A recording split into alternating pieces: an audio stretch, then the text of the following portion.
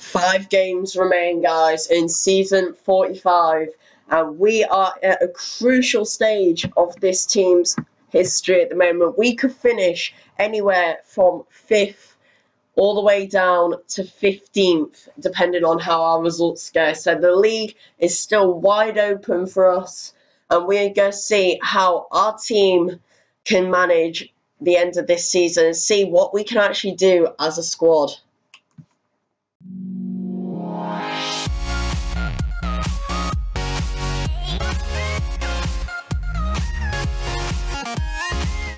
What is going on, guys? My name is George Oliver Wolfie, and welcome to another TM Weekly Update. This is the 17th Weekly Update in the series, and right now we have 5 league games left to play. And like I said in the intro, as of today, which is the 1st of May, I'm recording this on. Not sure when you're watching the video, it could be any time. But as of the 1st of May, we could finish anywhere between 5th or 15th, but most likely it's going to be between 7th and about 11th. So it's a really crucial stage of the season, and as always, I'm going to start off by showing you the 3 league games of this week and showing you pretty much how we have played in the last week. So almost 1 week ago, on the 24th of April, we played Newton Heath LYR in the league. This was an away match, and obviously the second time we played them this season. Last time out, we got an emphatic 5-0 win over them, which was absolutely brilliant, and it really marked a change in our team where we were actually able to compete really well. It carries on like a run we'd had earlier on in the season of winning some big games. At this time, we were in 10th place, 36 points, level with MGFC. They were in 15th on 23 points, and you can see why as you look at their team. They have a few 3-star players, and the rest are only 3.5-star. They have no 4-star players in their team, unlike us. So we were hoping for a win in this game, and that's exactly what we got. 3-2. Johnson managing to score 2 for Newton Heath, and Eddie Hill getting 2 for us. Now, actually no goals in the first half, which I was really surprised about. But we were still able to win. Norland got himself a goal. We had more possession, more shots. We had more everything except yellow cards. So, yeah, it was a pretty good game. And that meant we went into the next game against Nodtown CFC with a lot of confidence. But if you remember last time out against them as well, we won 2-1. So we had confidence going into this. Although they were 3rd in the league on 60 points compared to us down in 9th on 39 points. So it was a pretty important game to try and get something out of. I was just hoping for maybe a draw out of this one. As you can see, they have a solid defence and goalkeeper. It's just the midfield, if anywhere, that lets them down a little bit, or on the right-hand side of midfield mainly. But they had a really strong team. We were just hoping to get a draw out of this, but we got nothing like that. We lost 4-0, and they even messaged us saying revenge. But when you look at the stats, equal possession, but they did have 12 shots compared to 6, and 3 times as many as us on target, with English getting a hat-trick. So not the best game. And then we went on to play Sparta Parkdale. But first, I'm going to show you East London Football Club's predictions. So he is top of the league at the moment. I think it's about 9 points clear at the top. And he predicted what would happen in the round against Sparta Parkdale last round. So if we look at some of the games, our rival MGFC was playing Nodtown CFC. He predicted it would be a 4-0 win to Nodtown. We'll see what happened with that one in a minute. Malvern Town, he predicted would win 5-0. And let's have a look at some other key clubs in our title race. Well, not title race, in our race to try and get as high in the league as we can. Our game, he predicted we would lose 2-1 to Sparta Parkdale, but our right mid, Charlie Johnson, would get man of the match. And Charlemont, he predicted will win 5-0 against Real Kidderminster. So if we now go into our game against Sparta Parkdale, last time out, you may remember we lost 3-1. And in the league at the time, we were level on points with them, except they had a lot better goal difference than us. So 2 points ahead of MGFC and 6 behind Charlemont. So it's a pretty important game to try and get something out of, and we went 1-0 down very early on, but we were able to claw back and win 3-1 18 minutes in, Garelishvili, how I said that name, I do not know. But Garelishvili managed to score 16 minutes in for them. But Eddie Hill getting himself a goal on the 56th minute to make it 3 goals in 2 games to him. And Samson got himself 2 goals as well.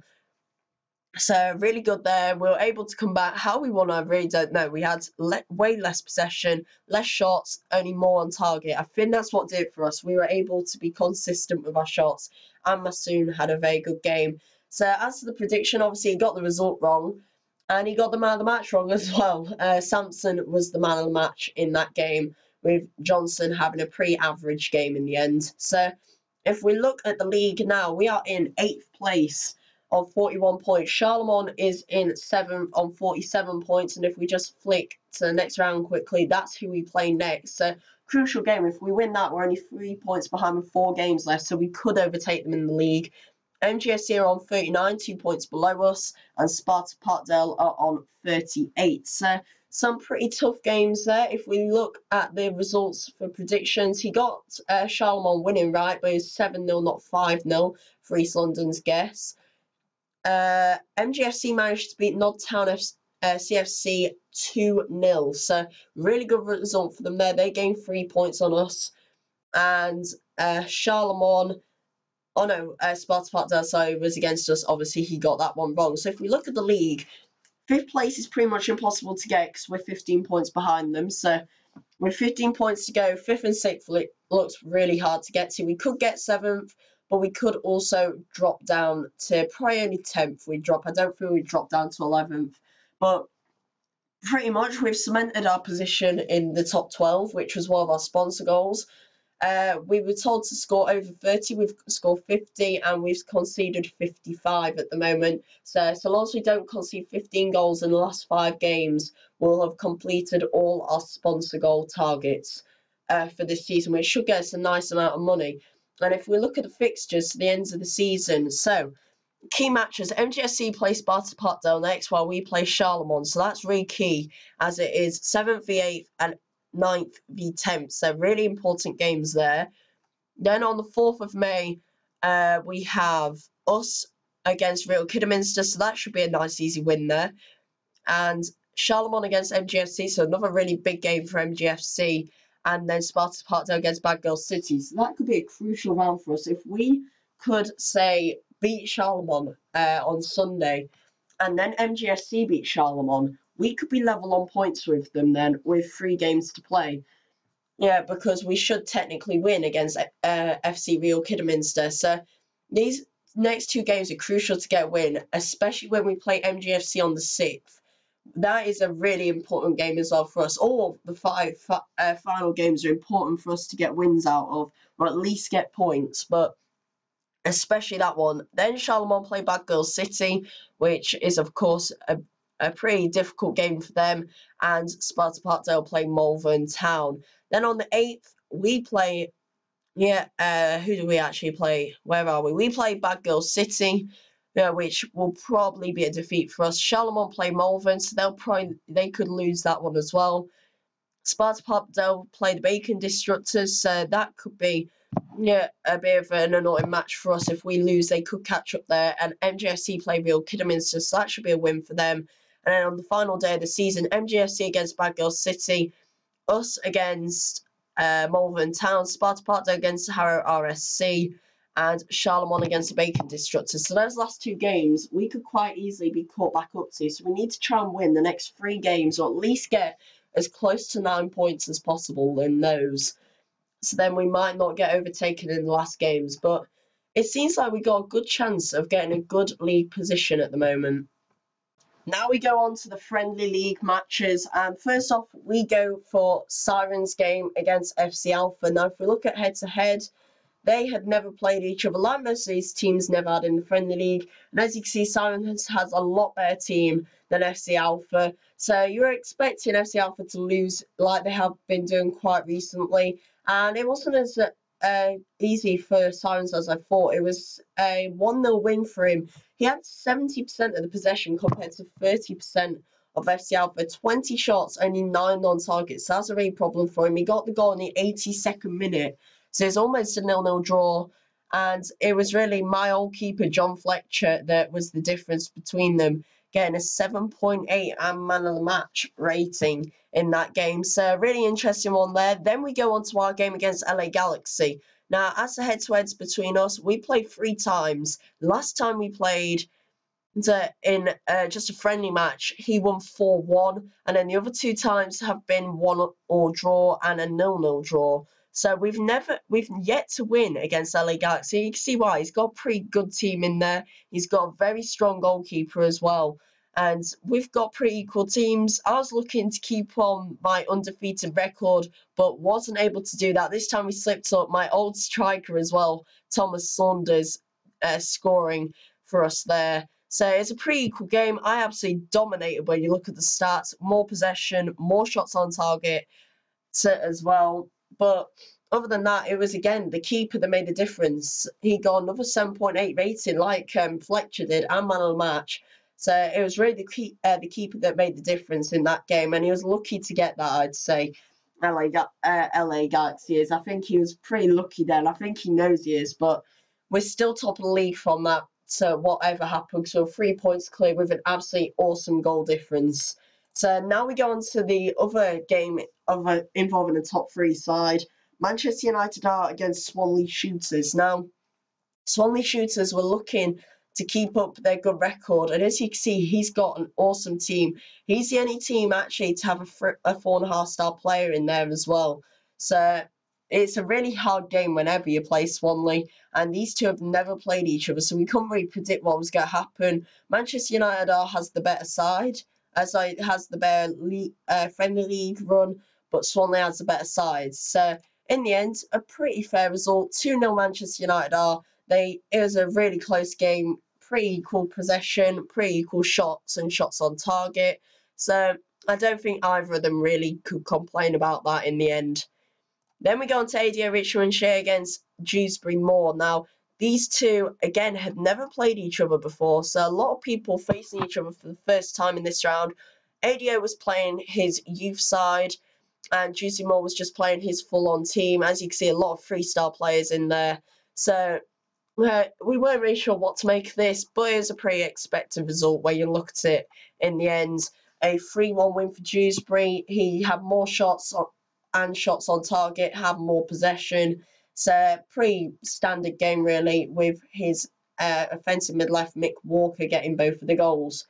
Then we go on to a lower down the league clash between bottom of the league Racing Club Ardell and mid-table side Mansfield Outlaws. These two also had never played each other before, and as you can see, Racing Club Ardell using his youth side and 1-star forward up front. He's got a lot of 1.5 stars or 2 stars in there. He's just getting a youth side pretty much, and Mansfield Outlaws have got a very strong side in there. So this result wasn't really a shock at all. It was a 4-0 win to Mansfield. Had more possession, 21 shots and 15 on target. Absolutely brilliant record there. Mahoney getting 2 goals for them, and Watson getting 1, and also Michael Defoe getting 1 as well. So really good game there for Mansfield Outlaws. That boosts his chances of getting a high finish. And then Private Jokers are looking to get their first win since the 2nd week of this friendly league, playing Redbridge Rejects, who they've never played before. Pretty equal side when you look at it, really. It's only the goalkeeper that's really different between the two. So we weren't expecting it to be that big. 6-1 in the end. No red cards to make you think that Son had a disadvantage, but his defender just plays shocking for Redbridge Rejects and the goalkeeper and one of the midfielders. A 6-1 win for Private Jokers means if we look at the league table now, he moves up to 8th on 9 points. His first win since the 2nd week of the season. We are still top with a plus 18 goal difference. So, but now Manchester United and Sirens are both on 16 points, but they have a lot lower goal difference, with Man United with plus 8 and Sirens with plus 5.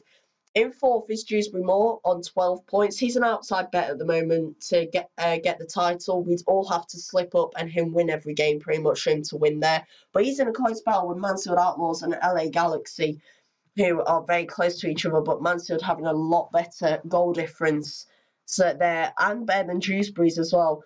Then Swanley, Private Jokers, AO Richmondshire, and Redbridge Rejects are all within 2 points of each other. Very close battle going on there. FC Alpha is very unlucky, I'd say, in this league at the moment. He's only got 4 points and he's only scored 5 goals and only let in 10. So he hasn't been like last place Racing Club Ardell, scored 4, let in 22. So it's a really close league at the moment. If we look at the statistics so far, we have the second highest scorer in Anthony Sampson. Mark Russell has 4. We've got quite a few high scorers in there. They're all highlighted with a yellow box. And yeah, it's a pretty close league at the moment. I think we're all enjoying it, and we still have some games left to play. So our next round is against FC Alpha, so we will look to get back to winning ways as Man United are playing Redbridge and Sirens play Dewsbury. So a really crucial next round for Sirens to get 3 points in here. Now, before I show you what tactics I'm going to do for Sunday night's game, I'm going to show you the statistics so far of my team. So as you can see here, we're just looking at the matches played. It's ranked in order there. You can see we've got people playing 43 matches. But if we go to rating, you can see we've had some really good players here. So ignore Thomas Panis because he got sold straight away. But if you look here, Rich Hines had a pretty good rating. But Charlie Johnson there, if we just change it to productivity, Turnbull has got 7 goals. This is in all matches, by the way, not just league games. This includes cup and friendly matches. He's got 7 goals, 24 assists. So 31 productivity. Sampson scored 23, assisted 6. Johnson scored 4, assisted 17. Russell has got 10 goals, assisted 9. Hill, 13 goals, assisted 3. So if we look at the goals here, you can see we've got a lot of high scores. 23, 13, 12, 10, 9, 9 are our top goal scorers so far. And a lot of high assisters as well. So our midfielders are really playing well at the moment, which is good to see. Yeah, when we look. But if we just change it so it's at the moment league games, so you can see Turnbull has played the most, and as for league goals, Sampson scored the most with Flavel and Morland close behind. Ludlow and Hill are level as well. Assist-wise, Turnbull's got 11 assists, so he's doing really well at the moment. So it really does change what sort of team we put out in games when you look at stats like that. So before I get on to showing you my tactics for the next game of the season against FC Charlemont, I'm going to show you their squad. As you can see, it's pretty similar to ours. They actually have less 4-star players than ours, and I do think they only just have a full team of 3.5-star players. As you can see, they've got a pretty good goalkeeper there. But other than that, there's nothing really standout in their team. So it would be quite interesting to see how we fare against them. But first of all, we need to set up our tactics so it's ready. And as you can see, we have a new player as well, which is nice to know. So Joshua King, we signed him a little while ago. I'm going to show you more in depth about him there, but that's just a first look about him there. And what we're going to do, we're going to play Masoon as usual. He's probably going to play until the end of the season, but then I can tell you we probably will get, well, we pretty much 99% chance we will sell Masoon at the end of the season. Great player, still got a few seasons left in him as well. So we'll probably sell him, and King will become our number 2 goalkeeper like he is now, but we have got another goalkeeper lined up and ready for after the season update. As for defenders, as usual, at left back, both of them are on the yellow cards. What we're going to do is we're going to start off with Ishmael, and Nugent's going to be on the bench. Then at centre back, obviously, it's going to be Manning. And then we're going to have Geets there, and then Longfellow. Literally, our whole back 4, except Manning, is on the yellow card there. So it's not the best thing to see, really. No, but we have all of them on yellow cards, and that's our back 4. Then if we move into midfield, as usual, at left mid is Turnbull, also on a yellow card. Pretty much our whole team is on a yellow card here. Russell is centre mid. And at right mid, we have Johnson, also on a yellow card. So then we're going to put Reed. Where have we just put Reed? We haven't even put him on the pitch. There we go. Reed is going to be our sub midfielder. And then offensive mid-centre, we have Hill. He's been on great form recently. Norland is going to be up front with, I'm going to say, he's going to go on the same side as Johnson, just because Turnbull's been playing a bit better recently than Johnson has, and Norland has a bit better stats than Sampson does. And then Sampson there up front with him. As other subs, we're going to put Flavel as our sub forward with Ludlow. So that's the team there. If we put on captains here, we have Masoon as our captain. He's got quite good professionalism, so he is our main captain. Then we have Geets as our corner taker, Norland as our free kick taker, and Sampson as our penalty taker. Now the advanced settings, which is like the subs, we go for mentality slightly attacking and balanced attacking style. 60 minutes in, we're going to make a sub where we take off. We're not going to do like our normal striker sub like we normally do. We're going to take off Ishmael for Nugent at left back. Then 70 minutes in, we're going to do another substitution and we're going to take off. Why did I do that? We're going to do a sub but not change mentality, and we're going to take off Johnson and bring on Reed at right mid.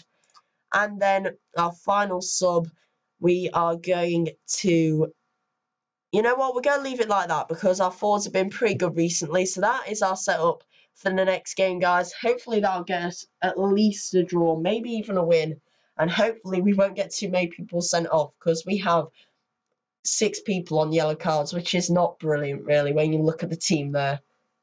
Now I'm going to show you more about Joshua King, and first of all, you can see there we managed to sell John Richardson. The team that I told you about, LA Galaxy, he had a 10 mil bid on him, and he managed to get him. Pretty good player, John Richardson, and 10 mil's a pretty good price as well for him. And then you see here, Joshua King, bought from FC Spartak All-Stars for what was 14.7 million. Hasn't played a game yet. But as you can see, pretty good goalkeeper. He's almost at 3.5 stars, and he's just going to be like our reserve / sub keeper after the season update. You can also see we have a bid on a player at the moment. I'm not going to show you him yet, but you can see his name is Stephen Wright, and you can actually see the seller there. But please don't go and bid on him, guys. He's a really good player. I will just click on his page. Oops, we'll click on his page quickly. We've got a bid on him there. That ends in just over 4 hours, 20 minutes. Really good player. He's going to be ready for after season update. Probably won't play before then. But yeah, really good player, really good strength and stamina. And yeah, that's what we've done with players that we've actually sold. And now I'm going to show you what players we are selling this. So as always, guys, we are listing 6 players this week. As always, Tijin Ketlars is back up for sale at 2 million. He is actually really close to becoming a 3-star goalkeeper. His rating is 2.92 at the moment. So if you're wanting a goalkeeper that doesn't look much when you look at him rating-wise, but he has got great one-on-ones and handling, and he's going to be 3-star soon. So that will boost his price a little bit. But if you want a goalkeeper like that who is still young, then Ketlars is your man. Maguire's back up 7.5 million. Really good player. Brilliant as a centre-back, really consistent last season for us. Jeremy Johnson is the same, probably one of our best players last season. He's up for 10 million. Then we have some youth players up for sale. We've got Casper Sheldon is up for sale at the price of, if we just look at him quickly, I think it's only like 100,000, somewhere around that region. And the page is now not loading. But as you can see, oh, here we go. Yeah, 50 grand for Casper Sheldon. He's got some nice potential in him there. Ivo Hogan is up for sale as well, as is Herman Miles. So go and check all them out. Herman Miles is a brilliant player to have because he's got good stats for forward and great pace, strength and stamina.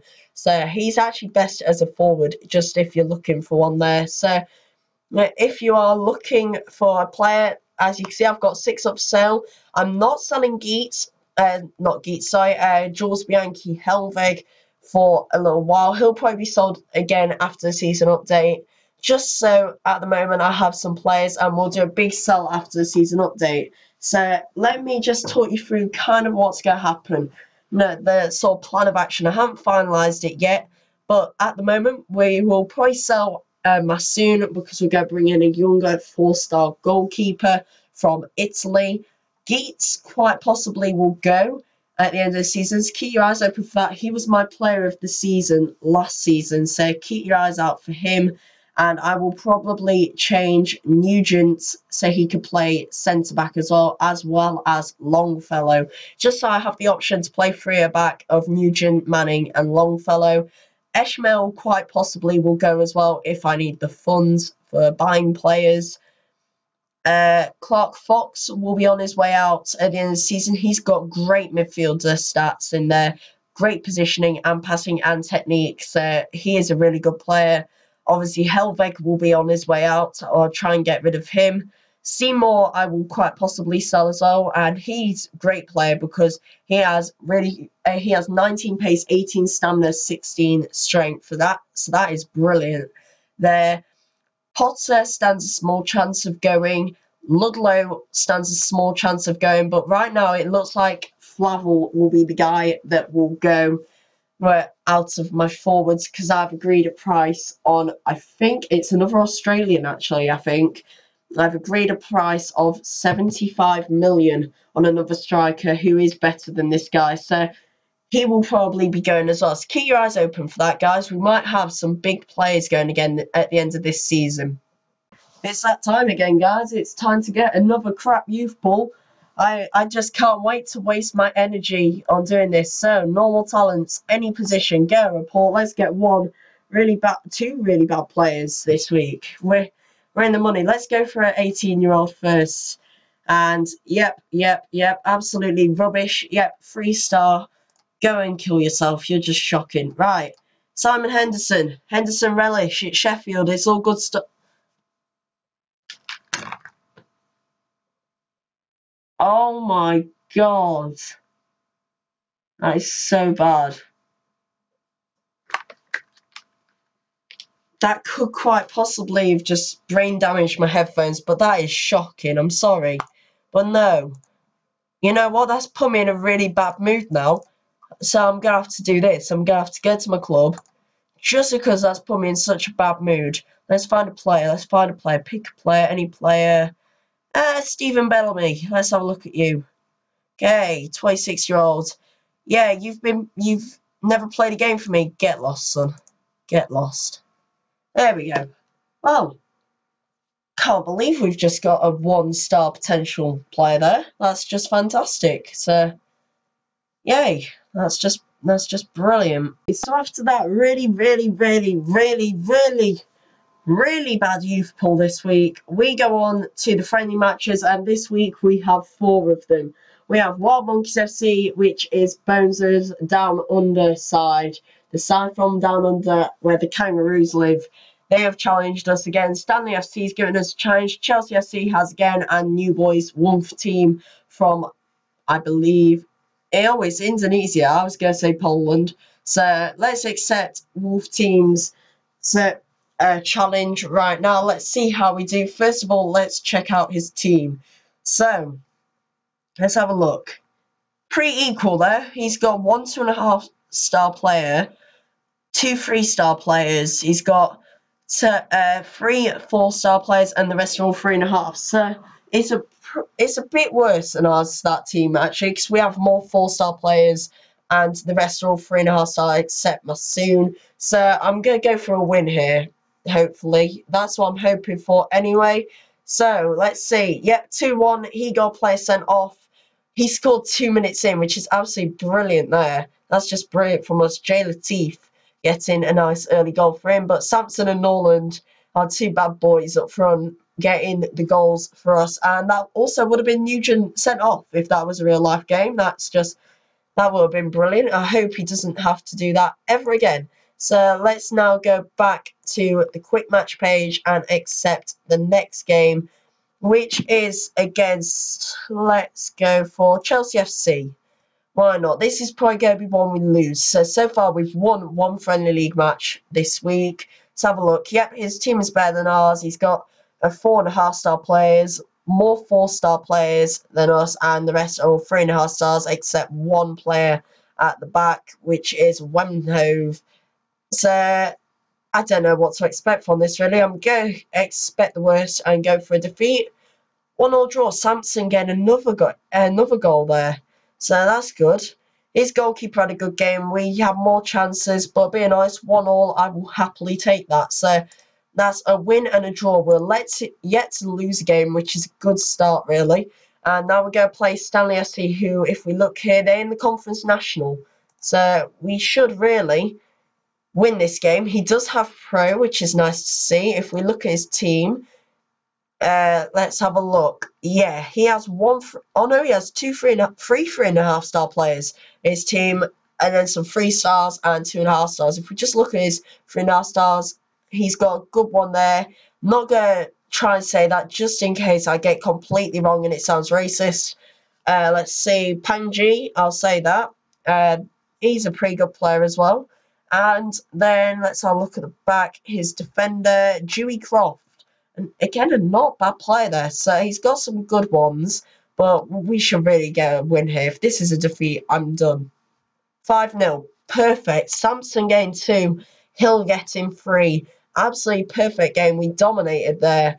Unlucky to win, being honest. I mean, his goalkeeper didn't have too bad a game, but when you look at the teams, they are literally worlds apart from each other in quality. But good game, Stanley. I hope to have another one with you in the future, my friend. And now we play the Kangaroos. Oh, I don't know what I'll make of this, being honest. So look, this is the one where we are pretty equal. You can see he's got a new logo, actually, for Wild Monkeys, which is a bit of a weird one. But yeah, we got pretty equal teams. I've got a slightly better team, I'd say. 2 4-star players to him, and compared to my 4 4-star players, he has a lot. No, he has all nicknames except a few. I mean, he's got Wrecking Ball, Laser, Wannabe, Skipper, Wild Bill. If his name's why is he called Wild Bill when his name's Marius Grigoreski? Why is he called Wild? Oh my god. Jan, what's he doing? Open all hours. Some of these names I don't get. I'm just going to play the game before I lose my mind. 3-1 win. Wannabe, Backbone, and Wild Bill got stuff for him. Wannabe getting goal. Hill gets 1. Johnson gets 1. Honey Badger gets 1. Jeez. Okay, so I injured Rocket Dog. Of course, it doesn't matter because it's a friendly match. But he injured Russell and Samson in the same game. You're treading dangerously, man. You're treading very dangerously. So, yeah, anyway, guys, if you enjoyed that video, leave a like. And if you really want to as well, make sure you hit that subscribe button, as it really helps out my channel. That has been the 17th TM Weekly Update. There'll be another one next week with hopefully some news about a new signing that I showed you earlier. And yeah, if you enjoyed the video, like and subscribe. I've been George, or the real Wolfie, and I'll see you in the next video. Goodbye.